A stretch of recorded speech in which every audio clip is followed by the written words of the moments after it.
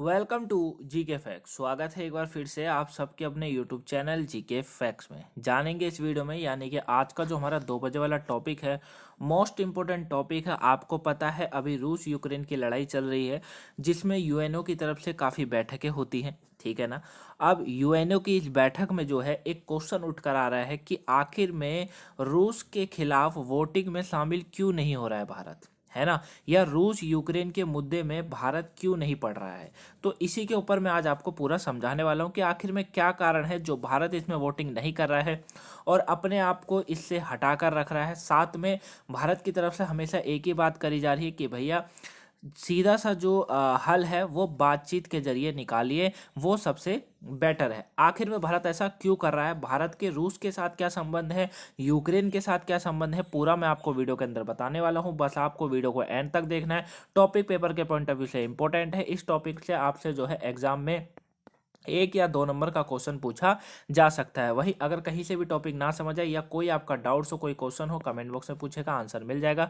PDF का link भी description box में डाउनलोड आप कर सकते हैं। चलिए स्टार्ट करते हैं, जानते हैं आखिर में रूस के खिलाफ जो वोटिंग हो रही है यूएनए में, वहां पर कुछ भी जो है भारत एक्शन क्यों नहीं ले रहा है, जबकि भारत एक इतना बड़ा देश है ना। पूरे विश्व में भारत की चर्चा है जब से मोदी जी आए हैं और फिर जब से हम स्वतंत्र हुए हैं, जब से, है ना। तो आखिर में क्या कारण है, देखिए सभी अखबार वाले, सभी न्यूज़, जितने भी बड़े बड़े अखबार हैं, न्यूज़ चैनल हैं, सबों ने इस न्यूज़ को जो है कवर करा है। क्या कहा जा रहा है, देखिए यूएनए में रूस के खिलाफ प्रस्ताव पर भारत ने क्यों नहीं की वोटिंग, समझ रहे हैं। वो वहीं अमर उजाला क्या कहता है कि यूएनजीए यूक्रेन संकट पर भारत चीन ने वोटिंग से फिर बनाई दूरी, 15 सदस्यों में से 11 ने किया है समर्थन। समझ रहे मेरी बात को। कहने का मतलब क्या है, आखिर में भारत ऐसा क्यों कर रहा है और भारत की तरफ से क्या स्टेटमेंट आ रहा है, पूरी तरीके से जानते हैं इस बारे में। देखिए एक बात सीधी से समझिएगा कि ये जो यूएनए में जो ये बैठक हो रही है, बार बार आपको पता है लगातार बैठक हो रही है। कल भी बैठक हुई थी, 2 तारीख को भी बैठक हुई थी, 3 तारीख को भी बैठक हुई है ना। सभी में भारत की तरफ से एक ही मुद्दा को उठाया जा रहा है, वो ये है कि ये जो दोनों देशों के बीच में जो ये लड़ाई हो रही है ना, दोनों देश जो लड़ रहे हैं वो ना लड़े, समझ रहे हैं ना। दोनों देश क्या करें, वो इस लड़ाई को ना लड़े, जबकि बातचीत से जो है हल निकाले। अब इस लड़ाई के बीच में जो है ये जो यूक्रेन और अपना रूस के बीच की जो लड़ाई हो रही है, इसमें अमेरिका को काफी कूदना पड़ रहा है, क्योंकि भाई लड़ाई का अगर मुख्य कारण है वो अमेरिका ही है। समझ रहे मेरी बात को। लड़ाई का मुख्य कारण ये भाई साहब हैं, ये भाई साहब हैं लड़ाई का मुख्य कारण, है ना। इन्हीं की वजह से हुआ है। अब ये इनकी तरफ से क्या कहा जा रहा है, इनके जो क्या कहते हैं, अमेरिका जो राजनयिक हैं ये हैं डोनाल्ड लू, याद रखिएगा इनका नाम, डोनाल्ड लू। इन्होंने ये बोला है भारत को कि भैया आप जो है अपने मतभेदों को बातचीत और, मतलब भारत का ये कहना है कि मतभेदों को बातचीत और कूटनीति से ही सुलझाया जा सकता है। भारत की तरफ से बार बार यही कहा जा रहा है, लेकिन इन्हों का ये कहना है कि भारत के इस फैसले पर इस अमेरिका के जो ये राजनयिक है, अमेरिकी राजनयिक है, इनका नाम है डोनाल्ड लू। इन्हों का ये कहना है कि रूस यूक्रेन का जो ये संकट है ना, इस पर भारत अपने स्पष्ट रुख अपनाने को अपील करी है। और भारत ने सीधे से बोला है कि भैया हम इसका कुछ भी हम इसमें नहीं करेंगे, ये आपको याद रखना है। मतलब भारत इसमें सीधे सीधे पीछे हटा है कि हम नहीं ऐसे। क्यों हटा है मैं अभी आपको आगे समझाऊंगा, उसके बारे में आप दिक्कत मत लीजिए, बस वीडियो को जरूर देखिए एंड तक, ठीक है। तो इन्हों की तरफ से कहा गया, ये आप इमेज में इनको देख ही रहे हैं, ये हैं डोनाल्ड लू। इन्होंने कहा है कि रूस यूक्रेन का जो संकट चल रहा है, इस पर बाइडेन प्रशासन की तरफ से कहा गया कि भारत जो है अपना स्पष्ट रूप से इसमें जो है बताए कि भारत किसकी तरफ है और किसकी तरफ नहीं है, ठीक है ना।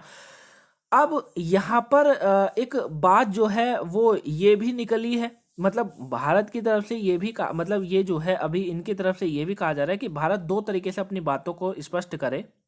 तो इन्होंने जो है इनकी तरफ से ये कहा जा रहा है, मतलब अमेरिका की तरफ से बार बार इस बात को बोला जा रहा है कि भारत जो है अपने पक्ष को पूरे तरीके से, मतलब जो है क्लियर करे कि आखिर में भारत किसकी तरफ है और किसकी तरफ नहीं है, ठीक है ना। अब ये जो लू है, इन्होंने कहा है कि हम भारत से आग्रह करते हैं कि वो रूस के खिलाफ जो है, रूस के इस ये जो रूस कर रहा है इसके खिलाफ एक विपरीत और एक स्पष्ट रुख अपनाने के लिए इन्होंने आग्रह करा है भारत से, ठीक है ना। इन्होंने क्या करा है, आग्रह करा है भारत से कि भैया आप जो है एक विपरीत और एक स्पष्ट रुख अपनाएं। और यहां पर जो है लू ने यह भी बोला है कि भारत से जो रूस के हमले के खिलाफ एक विपरीत और एक स्पष्ट रुख अपनाने के लिए आग्रह करते हुए ये इन्होंने बात करी है, और इसमें दो बातों को कहा है कि भारत दो बातों पर जो है फोकस करे। ठीक है ना, याद रखिएगा। दोनों बातें कौन सी है मैं आपको समझा देता हूं। देखिए यहां पर हम लोग देख लेते हैं दोनों बातें। तो ये चीज याद रखिएगा कि भैया ये मोदी जी जो हैं ये कुछ नहीं बोल रहे हैं इन दोनों के युद्ध के बीच में, ठीक है, लेकिन चाचा को जो है बहुत ज्यादा परेशानी हो रही है कि आखिर में भारत क्यों नहीं बोल रहा है कुछ, जबकि चाचा बहुत अच्छे से जानते हैं कि भारत क्यों नहीं बोल रहा है और क्या कारण है भारत के ना बोलने का इन दोनों के बीच में। ठीक है, और भारत को नहीं भी बोलना चाहिए, क्योंकि हमारे जितने रूस के साथ संबंध अच्छे हैं उतने ही यूक्रेन के साथ भी हैं, और हम यही बात कर सकते हैं कि शांतिपूर्वक बात कीजिए, इसका कोई हल निकालिए, उसके बाद जो है लड़ाई करना किसी भी चीज़ का कोई हल नहीं होता है। यही हमारी संस्कृति कहलाती है, और यही हम हिंदुस्तानियों का हमेशा दूसरों को समझाने का फर्ज भी होता है, और हम हमेशा इसी बात को जानते हैं। अगर हम भी ऐसे होते तो पाकिस्तान पर कब का जो है अटैक कर चुके होते, लेकिन हम हमेशा यही समझते हैं कि क्या करें, आराम से बातचीत के जरिए जो है बातचीत होए वही सही है। ठीक है ना, ये चीजें। अब दो बातें कौन सी थी चलिए जानते हैं। देखिए अमेरिका की तरफ से क्या कहा जा रहा है। पहला, भारत दो देशों के बीच जारी इस संघर्ष के समाधान में भागीदारी को टेबल पर ही छोड़ना चाहता है। मतलब ये इनकी तरफ से कहा जा रहा है, लू की तरफ, लू ने भी इस बात को बोला है, जैसी बात है अमेरिका प्रशासन की तरफ से बोला जा रहा है कि भारत दो बातों पर फोकस कर रहा है। पहला तो दो देशों के बीच जो जारी संघर्ष है इसके समाधान में भागीदारी की टेबल पर ही छोड़ना चाहता है। मतलब इनका सीधा सा कहना है कि भारत नहीं चाहता है कि इनका कोई हल निकले, जबकि हम ऐसा कुछ नहीं चाहते हैं। हमारा सीधा सा कहना यही है कि भैया आप बातचीत के जरिए हल निकाल लो, है ना। हमारा क्या कहना है, आप बातचीत के जरिए हल निकालो, वो सबसे बेस्ट है। दूसरा इनकी तरफ से क्या कहा गया है कि यूक्रेन में अभी भी 18,000 से ज्यादा छात्र फंसे हैं, इसीलिए भारत यूक्रेन और रूस की सरकार के साथ काम करने की कोशिश कर रहा है ताकि भारतीयों की रक्षा की जा सके। ये इनकी तरफ से, यानी कि इन चाचा की तरफ से, इनकी तरफ से, देखिए इनकी तरफ से ये आरोप लगाए जा रहे हैं, ये आरोप ही है भारत के लिए, आरोप लगाए जा रहे हैं कि भारत दो बातों के मुद्दा रखकर इस मुद्दे में नहीं पड़ना चाहता है। जबकि इनको अगर इतना ही हमदर्दी है यूक्रेन और ये रशिया की लड़ाई से, तो अपनी सेना भेज दे फिर, है ना, अपनी सेना भेज दें, सारा सॉल्व हो जाएगा भी। लेकिन ये ऐसा नहीं करेंगे। अपना तो ये कहकर हट गए कि मैं अपनी सेना नहीं भेजूंगा, बस इनों की फ्लाइटों को बंद कर रखा है, इससे कोई समाधान नहीं होगा। जबकि इन भाई साहब को जो है उकसाने में इनका सबसे बड़ा हाथ है। समझ रहे हैं ना मेरी बात। ये जो लड़ाई खड़ी हुई है ना, ये इन्हीं चाचा की वजह से हुई है, याद रखिएगा। ठीक है ना, अगर ये चाचा मना कर देते तो अभी इतना सब कुछ नहीं होता। ठीक है, और अब ये भाई साहब मानने को तैयार है नहीं। इन भाई साहबों ने कसम खा रखी है कि जब तक इसको पूरी तरीके से नष्ट नहीं कर दूंगा तब तक छोड़ूंगा नहीं। ठीक है, तो देख सकते हैं आप। तो ये दो आरोप जो है लगाए गए हैं, ये बात कही जा रही है। लू की तरफ से भी कहा गया, जो वहाँ के राजनयिक है अमेरिका की तरफ से, उन्होंने भी दो बात को स्पष्ट करा है कि भारत इन दो बातों के लिए ही जो है यूक्रेन और रूस के इस जो है संघर्ष में कुछ भी नहीं बोल रहा है। ठीक है, यहाँ तक आपको समझ आया? यहाँ तक समझ आया या नहीं आया ये बताइए मुझे। यहाँ तक आपको समझ आ गया ना अच्छे से? ठीक है, अब देखिए अब हो क्या रहा है, इसको थोड़ा सा आगे समझते हैं। अब एक क्वेश्चन निकल कर आता है गाइस। एक क्वेश्चन आपके दिमाग में आ रहा होगा कि सर हमने, मतलब आपने सुना भी होगा, न्यूज़ों में भी सुना होगा कि जो यूएनए की बैठक हुई है, इसमें जो है 141 देशों ने यूक्रेन पर जो रूस के आक्रमण की जो निंदा करने वाले कदम के पक्ष में वोट किया है। ठीक है, 5 राष्ट्र जो है इसके खिलाफ थे, और 35 देशों ने जो है इसमें भाग ही नहीं लिया। ये बात आपको पता है या नहीं पता है? पता होनी चाहिए। जो ये संयुक्त राष्ट्र महासभा की बैठक हुई है या होती जा रही है, इसमें जो है 141 देशों ने भाग लिया था। मैं आपको इमेज ही दिखा देता हूं सीधे, ये देखिए। इसमें क्या हुआ है, यहां पर आप देख सकते हैं, ये 2 मार्च वाली इमेज है। ठीक है, यहां पर देखिए क्या हुआ है, 141 देश, जूम करके दिखाते हैं थोड़ा सा, ये देखिए, इन फेवर 141। ठीक है, यानी कि 141 देशों ने इस आक्रमण वाले की निंदा करने वाले कदम के पक्ष में वोट किया। ठीक है, अब इसमें से जो है अगेंस्ट में जो रहे वो 5 देश रहे। समझ रहे, 5 देश इसके अगेंस्ट में रहे, यानी कि कह सकते हैं कि इसके अगेंस्ट में थे। ठीक है ना, वही उसके बाद अपसेंट में जो है 35 देश थे, मतलब 35 देशों ने इसमें कोई भी हस्तक्षेप नहीं करा है, इसके खिलाफ कोई भी कदम नहीं उठाया। इन 35 देशों में से एक अपना देश भारत भी है। मैं आपको दिखा देता हूँ इस मैप के इसी जो है इमेज के अंदर, ये देख सकते हैं। ये देखिए, ये है इंडिया, जिसने इसमें कोई भी अपना चीज को जो है मतलब अपनी बात को स्पष्ट नहीं करा है और सीधी सी कही है कि भैया बातों के जरिए आप निकालिए। इसमें चाइना भी है, याद रखिएगा, इसमें चाइना भी है, ठीक है। तो ये वो देश है। टोटल 141 देशों की बैठक हुई, मतलब 141 देशों ने इसमें वोटिंग करी, जिसमें से क्या हुआ, जिसमें से 141 देशों ने पक्ष में और 5 देश इसके खिलाफ वोट जो है किए थे, ठीक है ना। मतलब रूस के खिलाफ निंदा प्रस्ताव जो लाया गया था उसमें 100 देशों ने पक्ष में बात करी, 5 देशों ने इसके खिलाफ वोट किया, जबकि 35 देशों ने इसमें कोई भी हस्तक्षेप अपना नहीं करा, जिसमें इंडिया चाइना भी हैगा, ठीक है। ये आपको समझ आया। इसमें श्रीलंका भी है, याद रखिएगा, साउथ अफ्रीका भी है, सूडान भी है, पाकिस्तान भी इसके अंदर है, वो भी इसके अंदर है, उसने भी कोई पक्ष नहीं अपना रखा है, वो तो वैसे ही नहीं रखेगा। अगर रखेगा तो यार यूक्रेन को तो चलो थोड़ा थोड़ा करके नष्ट कर रहे हैं, पाकिस्तान को कुछ ही मिनट लगेंगे नष्ट करने में, है ना। अब आपको एक चीज और बता दूं मैं कि 35 देश अनुपस्थित रहे, ये मैंने आपको बता दिया, जिसमें से चीन, भारत, श्रीलंका, बांग्लादेश, ये सारे इसके अंदर शामिल है, ठीक है। और 5 देश इसके अगेंस्ट में वोट करे हैं, ठीक है ना गाइस। यहां तक आपको समझ आ गया होगा, आई होप, ठीक है। तो ये वाला मुद्दा भी आपका क्लियर हुआ। आगे समझते हैं।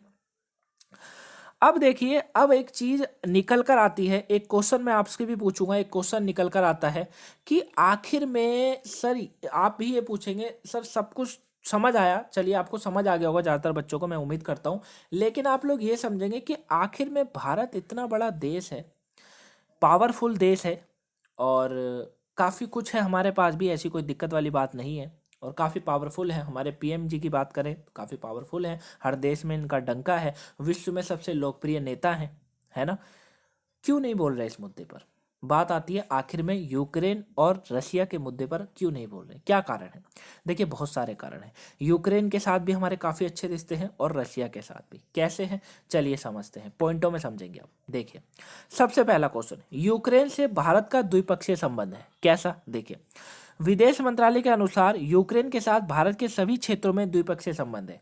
सोवियत संघ का जब विघटन होने के बाद से ही यूक्रेन का पहला मान्यता देने वाला देश में से भारत एक है, ठीक है ना। जब यूक्रेन को पहले मान्यता देने वाला, जब सोवियत संघ का विघटन होने के बाद ही जब यूक्रेन अलग हुआ तो भारत देश ने इसको मान्यता दी थी। इसलिए यहाँ के निवासियों में भारत के लिए बहुत सम्मान है और भारतीय कभी भी इन पर आक्रमण नहीं करेगा। भारत ने यहाँ की राजधानी कीव में अपना दूतावास 1992 में ही खोल दिया था। मोस्ट इंपॉर्टेंट पॉइंट है आज का ये, 1992 में अपना दूतावास खोल दिया था। अब जाहिर सी बात है, दूतावास खोला है तो आक्रमण कैसा। वहीं यूक्रेन ने एशिया में अपना पहला मिशन फरवरी 1993 में दिल्ली में खोला था।